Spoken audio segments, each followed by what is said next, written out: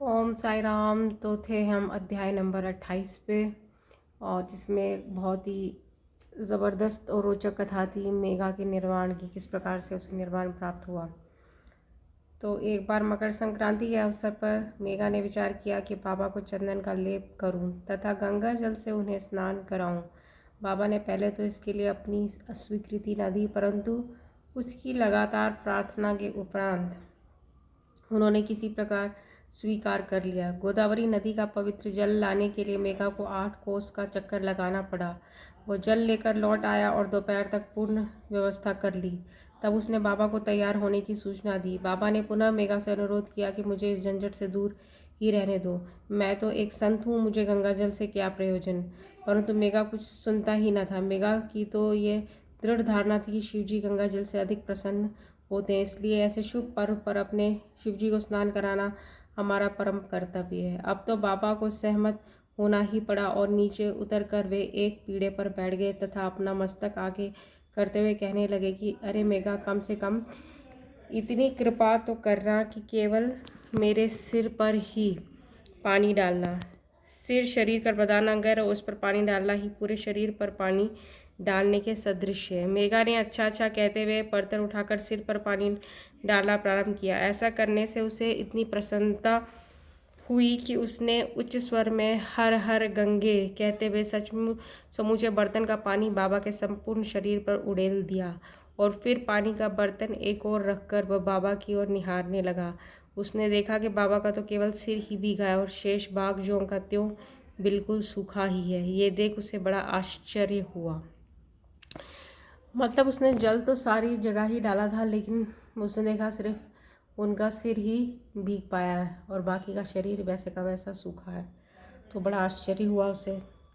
त्रिशूल और पिंडी। मेघा बाबा को 2 स्थानों पर स्नान कराया करता था। पहले वह बाबा को द्वारका माई में स्नान कराता और फिर वाड़े में नाना साहेब चांदोरकर द्वारा प्राप्त उनके बड़े चित्र को। इस प्रकार यह क्रम 12 मास तक चलता रहा।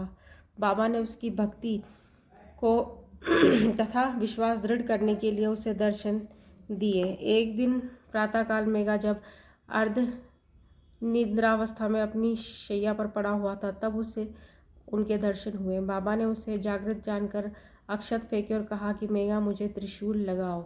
इतना कहकर वे अदृश्य हो गए। उनके शब्द सुनकर उसने उत्सुकता से अपनी आंखें खोली, परंतु देखा कि कोई नहीं है, केवल अक्षत ही यहाँ वहाँ बिखरे पड़े हैं। तब वह उठकर बाबा के पास गया और उन्हें अपना स्वप्न सुनाने के पश्चात उसने उन्हें त्रिशूल लगाने की आज्ञा मांगी। बाबा ने कहा कि क्या तुमने मेरे शब्द नहीं सुने कि मुझे त्रिशूल लगाओ? वो कोई स्वप्न नहीं, वरन मेरी प्रत्यक्ष आज्ञा थी। मेरे शब्द सदैव अर्थपूर्ण होते हैं, थोथे पोचे नहीं।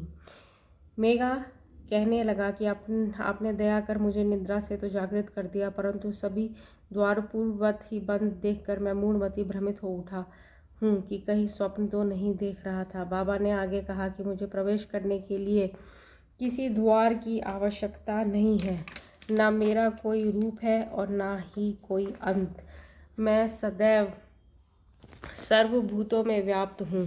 जो मुझ पर विश्वास रखकर सतत मेरा ही चिंतन करता है, उसके सब कार्य मैं स्वयं ही करता हूँ और अंत में उसे श्रेष्ठ गति देता हूँ। मेघा बाड़े को लौट आया और बाबा के चित्र के समीप ही दीवार पर एक लाल त्रिशूल खींच दिया। दूसरे दिन एक रामदासी भक्त पुणे से आए, उसने बाबा को प्रणाम किया।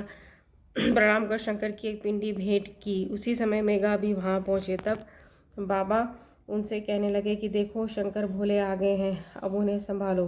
मेघा ने पिंडी पर त्रिशूल लगा देखा तो उसे महान विस्मय हुआ।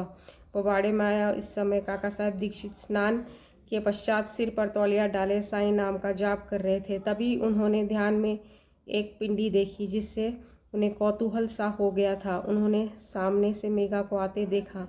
मेघा ने बाबा द्वारा प्रदत्त वह पिंडी काका साहब दीक्षित को दिखाई।